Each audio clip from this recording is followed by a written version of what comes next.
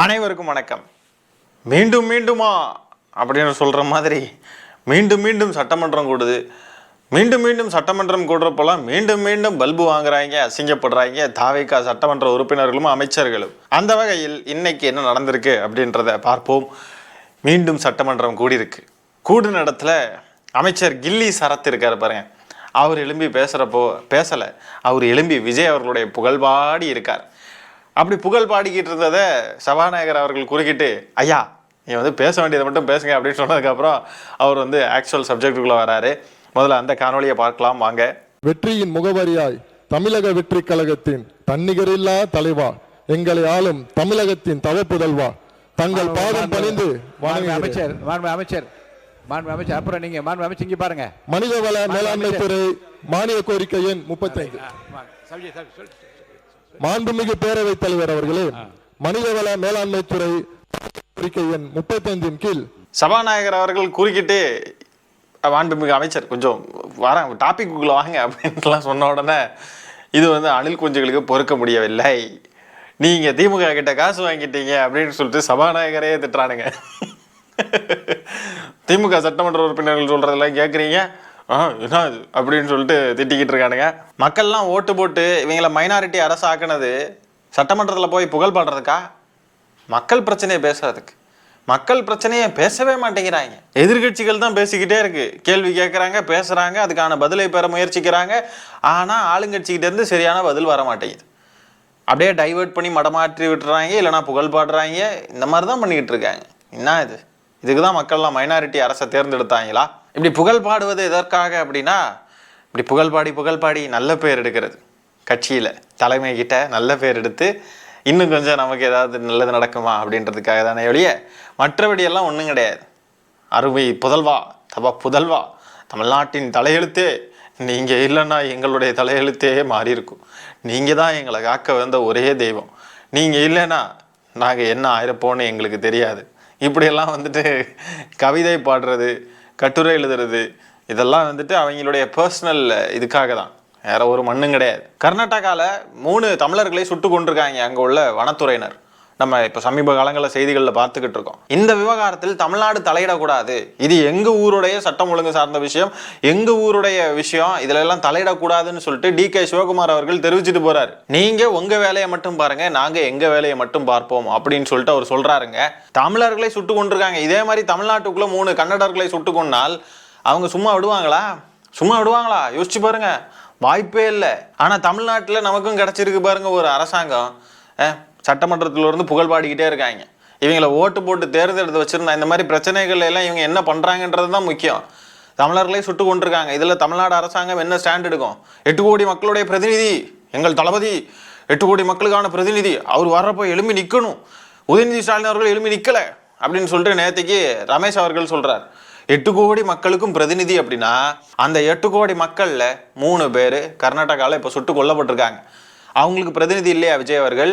தமிழ் மொழி பேசக்கூடிய அனைத்து மக்களுடைய பிரதிநிதியே எங்கள் அண்ணன் தான். தமிழர்களுக்கு ஒன்றுனா நின்றுவார், இறங்கிடுவார். குருவி படத்தில் அந்த பாலத்திலிருந்து பறக்கிற மாதிரி பறப்பார் எங்கள் அண்ணன், பறந்து போய் காப்பாற்றுவார் எல்லாரையும். இப்படியெல்லாம் புகழ்ந்து தள்ளுறாங்களே. ஆக்சுவலாக என்ன பண்ணுறாரு DK சிவகுமார் அவர்கள்? முதலமைச்சர் விஜய் அவர்களே ஒரு ஆளாவே மதிக்கலை. ஆரம்பத்திலேருந்தே பார்த்துக்கிட்டு இருக்கோம், நாங்கள் மேகதாது அணையை கட்ட தான் போகிறோம், தமிழ்நாடு எங்களை தடுக்க முடியாதுன்றாரு. இப்போ என்னன்னா, இது எங்கள் ஊர் சார்ந்த பிரச்சனை, இது எங்கள் பாதுகாப்பு சார்ந்த பிரச்சனை, இது நாங்கள் பார்த்துக்கிறோம், தமிழ்நாடு இதில் தலையிடக்கூடாதுன்றாரு. நம்ம டம்மி பொம்மை முதலமைச்சரோ வாயை மூடிக்கிட்டு சட்டமன்றத்தில் ஆடும் பார்த்துக்கிட்டு சும்மா இருக்கார். ஒன்றுமே பதில் சொல்ல மாட்டேங்கிறாரு. ஒரு கண்டன குரல் கிடையாது, ஒன்றும் கிடையாது. ஒரு அறிக்கை ஒன்று விட்டுருக்காருங்க கண்டனத்துக்கு. அது கண்டனம் மாதிரியே தெரில. பிஜேபி எப்படி அணுகுவாரோ அதே மாதிரி தான் அணுகிறார். சொல்லப்போனால் இவங்க கூட்டணி கட்சி தான் அங்கே ஆட்சியில் இருக்காங்க, காங்கிரஸ் தானே. என்ன பண்ணுறதுன்னே தெரில. இவங்களெல்லாம் தேர்ந்தெடுத்து வச்சுக்கிட்டு நல்லா இருக்கு மாற்றம். கர்நாடகா நமக்கு தண்ணி தர மாட்டேங்கிறாங்க, மேகதாது அணை கட்ட போகிறாங்க அப்படின்லாம் இது பண்ண உடனே இவர் அந்த ஒரு கோயிலுக்கு போயிட்டு அப்படியே கர்நாடகாவுக்குள்ளே போய் அப்படியே மாஸ்க் காட்டிட்டு வந்துடுறாரு எங்கள் அண்ணன். பார்த்தீங்களா இப்போ பாருங்க தண்ணி வந்துருச்சு பாருங்க. அது எப்படி வந்துச்சு? உபரி நீர் எக்ஸஸாக இருந்த தண்ணியை வெளியே திறந்து விட்டுட்டாங்க. அதுக்கு எங்கள் அண்ணனுக்கு பார்த்தீங்களா கடவுளே கூட இருக்கார், நம்ம கூட இருக்கார். கடவுள் பாருங்க எங்கள் அண்ணனை பகைச்சிக்கிட்டு இருந்தாங்க, இப்போ அவங்களே திறந்து விடுற நிலைமை ஆட்டோமேட்டிக்காக வந்துருச்சு பாருங்க அப்படின்னானே. ஆட்டோமேட்டிக்காக மழை பெஞ்சதுனால வந்துருச்சுடா. மழை பெய்யலைன்னா என்னடா இருக்கும்? அதுவும் அப்படியே செல்வ செழிப்பாக எல்லாருக்கும் போய் சேர அளவுக்கான தண்ணி வரல. கொஞ்சம் தான் வந்துச்சு. தண்ணி வந்தும் கூட வறண்டு தான் கிடந்துச்சு பூமி. இப்படி எல்லாம் வந்துட்டு எங்க அண்ணன் போனாருன்னா மாஸ்க் காட்டிட்டு வந்துருவாரு. எங்க அண்ணன் பாருங்க எப்படி மாஸ்க் காட்டினாரா கர்நாடகாவுக்குள்ள போய் இப்படிலாம் சொல்லிட்டு இருந்தவனுங்க. இதெல்லாம் அரசியல் கிடையாது, இதெல்லாம் வந்துட்டு ஒரு கியானத்தனம், எந்நேரமும் புகழ் பாடிக்கிட்டே இருக்கிறது வந்துட்டு அது அரசியல் கிடையாதுன்றத இந்த தற்குறிகள் புரிஞ்சுக்க மாட்டேங்கிறானுங்க. இப்போ இவரை பார்த்து கர்நாடகா கவர்மெண்ட் பயந்துருச்சு. இவர் உள்ள போயிட்டு வந்தப்போ அப்படியே பயந்துட்டாங்க. அப்படியே இவருக்கு இவ்வளோ மாசு இருக்கா, இவ்வளோ கிரைஸ் இருக்கா அப்படின்னு பயந்துட்டாங்க. அப்படின்னா இப்போ இந்த விவகாரத்தில் இப்படி சொல்லுவாங்களா? தமிழ்நாடு அரசு இதுல எல்லாம் தலையிடக்கூடாது, தமிழ்நாடு எங்க விஷயத்துல தலையிடக்கூடாதுன்னு சொல்லுவாங்களா? அவங்க ஒரு ஆளாவே மதிக்கல, அதுதான் பிரச்சனை. முதலமைச்சராக திமுக தலைவர் ஸ்டாலின் அவர்கள் இருந்த வரைக்கும் கர்நாடகா மேகதாது அணை விவகாரத்தில் வாயே திறக்காம கம்முன்னு இருந்தாங்க. ஏன்னா திமுக தலைவர் ஸ்டாலின் அவர்கள் அதை அப்படி கையாண்டாங்க. சுப்ரீம் கோர்ட் வரைக்கும் இழுத்துட்டு போனாங்க. காவிரி வாட்டர் மேனேஜ்மெண்ட் அத்தாரிட்டி கிட்ட நம்மளுடைய உரிமைகள் பறிக்கப்படாத அளவுக்கு செக் வச்சு கரெக்டாக மூவ் பண்ணிக்கிட்டு இருந்தாங்க. ஆகவே திமுக தலைவர் ஸ்டாலின் அவர்கள் ஆட்சியில் இருந்த வரைக்கும் வாயவே திறக்காத கர்நாடகா முதலமைச்சராக விஜய் அவர்கள் பொறுப்பேற்ற உடனே பார்த்தீங்கன்னா வாயை திறந்து பேசுகிறாங்க. நாங்கள் மேகதாது அணையை கட்ட தான் செய்வோம், நீங்கள் தடுக்க முடியாது, யாரும் வந்து தடுக்க முடியாது அப்படின்ட்டு திமுறா பேசுகிறாங்க. இதுக்கு அர்த்தம் என்ன?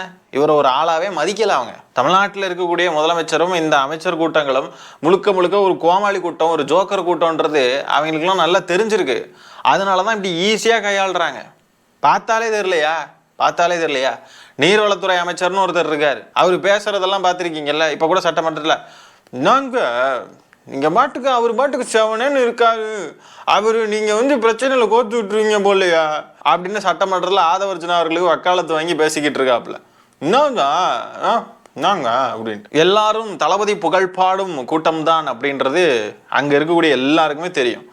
ஆகவே இந்த கூட்டத்தை கண்டு அவங்களுக்கு பயமெல்லாம் கிடையாது, இந்த கூட்டத்தின் மேல மரியாதையும் கிடையாது, எதுவும் கிடையாது. ஆகவே தமிழர்கள் தமிழ்நாடு அப்படின்னாவே அவங்க எல்லாம் ஒரு மாதிரி இழிவா பார்க்குற நிலைமைக்கு தமிழ்நாடு வந்துருச்சு.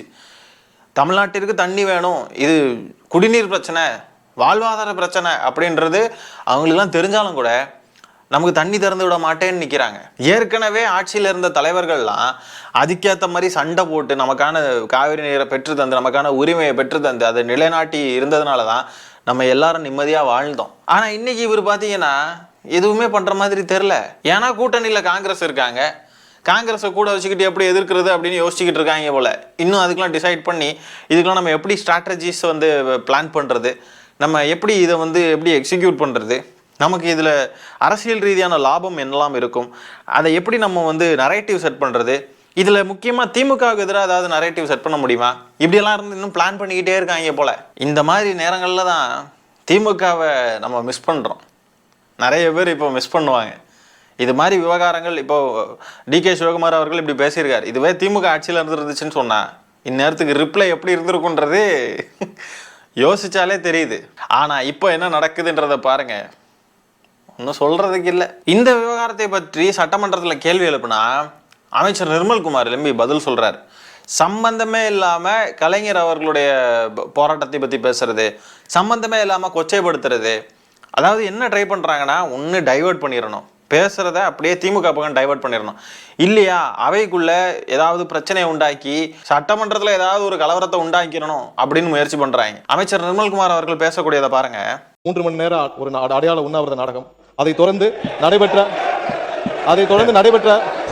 கேள்விகளில் மழை விட்டாலும் தூவானம் விடவில்லை என்று பதில் போன்று இல்லாமல் கண்டிப்பாக 100% தமிழர்களுக்கு எங்கு எந்த தீங்கு ஏற்பட்டாலும் முதல் முதல்வர் குரல் இருக்கும் என்பது அதில் எந்த மாற்று கருத்தும் இல்லை தெரிவித்துக் கொள்கிறேன். அமைச்சர் அவர்கள் உட்காருங்க, பேசுறதுக்கு உட்காருங்க. கவன ஈர்ப்பு தீர்மானத்தை ஒட்டி மட்டும் கூறிய வார்த்தைகள் அவை குறிப்பில் இருக்கும். கவன ஈர்ப்பு தீர்மானத்திற்கு அப்பாற்பட்டு பேச அனைத்தும் அவை குறிப்பில் நீக்கப்படுகிறது. உட்காருங்க. ஆனா அவங்களுடைய சபாநாயகர்கிட்டே நல்லா கொட்டு வாங்கிட்டாங்க. தேவையே இல்லாத பேச்சு தானே இது. இது எதுக்கு இப்ப இங்க பேசணும்? எங்க தமிழர்கள் அனைவருக்கும் ஒண்ணுன்னா எங்க அண்ணன் தான் இருக்காரு, எங்க முதலமைச்சர் தளபதி விஜய் அவர்கள் தான் அப்படின்லாம் சொல்றாங்க இல்லையா? இப்ப கர்நாடகாவுடைய முதலமைச்சர் இப்படி பேசுறாரு. இதுக்கான பதில் என்ன முதலமைச்சர்கிட்ட இருந்து? இதுக்கான பதிலை அவர் கொடுப்பாரா? கொடுக்கறதுக்கான திராணி இருக்குதா? கர்நாடகாவுக்கும் தமிழ்நாட்டிற்கும் இடையேயான பேருந்து போக்குவரத்தை எல்லாம் இடையில நிறுத்தினாங்க. இந்த பிரச்சனை காவிரி நீர் பிரச்சனை எல்லாம் போயிட்டு இருந்தப்போ நிறைய பேர் சிரமப்பட்டாங்க. பார்டரை எல்லாம் க்ளோஸ் பண்ணாங்க. கர்நாடகாவுக்குள்ள யாரும் போக முடியாத மாதிரி இருந்துச்சு. இன்ஃபேக்ட் பெங்களூர்ல எல்லாம் வசிக்கக்கூடிய தமிழ்நாட்டு மக்களாலேயே வந்துட்டு அங்க போக முடியல. இதனால நிறைய பேர் பாதிக்கப்பட்டாங்க. எதுக்குமே வாயை திறக்கல. ஆனா சட்டமன்றத்துல வந்து வாய் சவடால் விடுறது, புகழ் பாடுறது, இதே தான் வேலையை வச்சுருக்காங்க. 8 கோடி தமிழர்களுக்கும் எங்கள் தளபதி தான்ன்றாங்க. ஆனால் ஒரு 3 தமிழர்களுக்கு ஒரு பிரச்சனைன்றப்போ வாயை திறந்து குரல் கொடுக்க மாட்டேங்கிறார். இதில் எப்படி 8 கோடி தமிழர்களுக்கும் அது இவர் வந்து ஒரு பிரதிநிதியாக இருக்க முடியும்? 3 பேருக்கு குரல் கொடுக்க முடியல. அடுத்தது ஒரு அமைச்சர், அவருக்கு பாருங்க சுற்றுலாத்துறையா சுற்றுச்சூழல் துறையான்றதே அவருக்கு தெரியாது. ஆரம்பத்தில் அவருடைய துறையவே மாற்றி சொல்லிட்டார். அவரு சுற்றுச்சூழல் துறை அமைச்சர். ஆனால் அவர் பேசுகிறப்ப பார்த்தீங்கன்னா பேட்டி கொடுக்குறப்போ தளபதி எனக்கு சுற்றுலாத்துறை அமைச்சராக என்னை வந்து இது போட்டிருக்காங்க, அதனால நான் அவருக்கு நன்றி தெரிவிக்கிறேன் அப்படின்ற மாதிரி பேசிவிட்டாப்புல. அவர் இன்னைக்கு எழும்பி வாசிக்கிறாப்புல, பார்த்து கூட வாசிக்க தெரியல, தமிழே வரல வாயில, யாருக்கும் வாயில தமிழ் வரல. இங்க பாருங்க, எரிவாயு செயலாக்க நிலையத்திற்கு கொண்டு செல்லப்படுகிறது. தற்போது இந்த இந்துஸ்தான் ஆயில் நிறுவனமானது மேற்கூறிய கடல்சார் எண்ணெய் மற்றும் எரிவாயு வளாகத்தில் கூடுதலாக 4 மேம்பாட்டு கிணறுகள் துளையிடும் திட்டம் நிறுவுவதற்காக உத்தேசித்துள்ளது. மத்திய அமைச்சகத்தின் இத்திட்டத்திற்கான வரையறை நிபந்தனை டேர்ம்ஸ் ஆஃப் ரெஃபரன்ஸ் 21/8/2022 வழங்கப்பட்டது. கையில் இருக்கக்கூடிய பேப்பரை பார்த்தே வாசிக்க தெரியல இவங்களுக்கு, அதையே சரியா வாசிக்க முடியல. இந்த லட்சணத்துல அமைச்சர்கள் இருக்காங்க. இவங்க கிட்ட தான் நம்ம வந்து கர்நாடகா இப்படி பேசிக்கிட்டு இருக்காங்க, அவங்கள எதிர்த்து ஏதாவது பேசுங்க, ஏதாவது பண்ணுங்கய்யா அப்படின்னு நம்ம இவங்கள பார்த்து தான் கேட்டுக்கிட்டு இருக்கோம். முதலமைச்சர் விஜய் அவர்களே அப்படி தானே இருக்காரு. நல்ல விசிலுன்னு சொல்லிட்டு போய் குத்துனாங்க. மக்கள்லாம் ஓடி ஓடி ஓடி ஓடி போட்டி போட்டு நீயா நான் தான் ஃபர்ஸ்ட் போய் ஓட்டு போடுவேன் அப்படின்னு சொல்லிட்டு ஓடி ஓடி போய் ஓட்டு போட்டாங்க. இன்னைக்கு அதோடைய விளைவு பாருங்க, என்னெல்லாம் நடக்குது பாருங்க. நாட்டில் அவ்வளோ கொடுமைகள் நடக்குது. தமிழையும் கொள்றாங்க, தமிழ்நாட்டுடைய உரிமைகளையும் கொள்றாங்க. எவனாவது நம்மளை கேவலப்படுத்துறான்னாலும் அதையும் பார்த்துக்கிட்டு சகிச்சுக்கிட்டு இருக்காங்க. மற்ற மாநிலத்துக்காரங்கள்லாம் என்ன நினைப்பாங்க? இப்போது கர்நாடகாவுடைய முதலமைச்சர் இப்படி பேசுகிறார், இதே மற்ற மாநில மக்கள் எல்லாரும் பார்க்குறாங்க. கேவலம் இல்லையா? இப்படிலாம் பேசுகிறாங்க. தமிழ்நாட்டில் ஒரு முதலமைச்சர் இருக்காரு பாருங்க, தமிழ்நாடு இதுக்கெல்லாம் ரியாக்ட் பண்ண மாட்டேங்குது அப்படின்னு சொல்லிட்டு, இது கேவலம் இல்லையா? நம்ம தமிழர்கள் 3 பேரை சுட்டு கொண்டிருக்காங்க கர்நாடகாவில். இதை பற்றி தமிழ்நாடு பேசக்கூடாதுன்னு DK சிவகுமார் சொல்கிறாரு. தமிழர்களுக்கு ஒரு பிரச்சனைனா தமிழர்கள் பேசக்கூடாது, நீங்கள் வாயை திறக்காதீங்க அப்படின்னு சொல்லிட்டு இவர் சொல்கிறாரு. இதை சொல்கிறதுக்கு நீங்கள் யார் அப்படின்னு கேட்கக்கூடிய ஒரு கேள்வி. அந்த கேள்வியை கூட கேட்கறதுக்கு துப்பில்லை பார்த்தீங்களா? நம்மளுடைய உரிமைகளையும் பிடுங்கி வச்சுக்கிட்டு நம்ம மேலே ஆதிக்கத்தை செலுத்த நினைக்கிறாங்க. கர்நாடகா கவர்மெண்ட் அதை தான் செய்யுது. அதுக்கு எதிராக பேசுறதுக்கு கொஞ்சம் கூட திராணி இல்லாமல் ஒரு முதலமைச்சர் தமிழ்நாட்டில் இருக்கிறார். இதுவே என்ன அர்த்தத்துக்கு? திமுக தலைவர் ஸ்டாலின் அவர்கள் முதலமைச்சராக இருந்திருந்தால் என்ன நடந்திருக்கும்ன்றது தமிழ்நாட்டு மக்கள் அனைவருக்குமே தெரியும். முதல்ல திமுக தலைவர் ஸ்டாலின் அவர்கள் முதலமைச்சராக இருந்திருந்தால் DK சிவகுமார் அவர்கள் இந்த மாதிரி பேசியிருக்க வாய்ப்பே கிடையாது. நல்ல ஆட்சி வேணும்னு எதிர்பார்த்தா நல்ல தலைவர்கள் கிட்ட கொடுக்கணும். கோமாளிகள் கிட்ட கொடுத்தா என்னத்தை? சர்க்கஸை தான் எதிர்பார்க்க முடியும். சர்க்கஸ் தான் நடக்கும் தமிழ்நாட்டில். இன்னைக்கு அதுதான் நடந்துகிட்டு இருக்கு. சட்டமன்றத்தையே சர்க்கஸ் கூடாரமாக மாத்திட்டாங்க. ஒரு சர்க்கஸ் சர்க்கார் தான் இன்னைக்கு நடந்துகிட்டு இருக்கு தமிழ்நாட்டில். Action, songs, dance, vibing, enjoyment அப்படியே பார்த்துக்கிட்டே இருக்குது. இதுதான் இன்னைக்கு நடக்குது தமிழ்நாட்டில். முதலமைச்சர் விஜய் அவர்கள்னு பார்த்துக்கிட்டே இருப்பார் பாருங்க.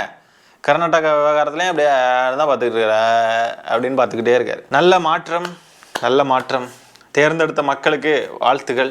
ஆகவே இந்த காணொலியில் நம்ம பேசுகிற விஷயங்களை பற்றின உங்களுடைய கருத்துக்களை கமெண்ட்ஸில் பதிவு பண்ணுங்கள்.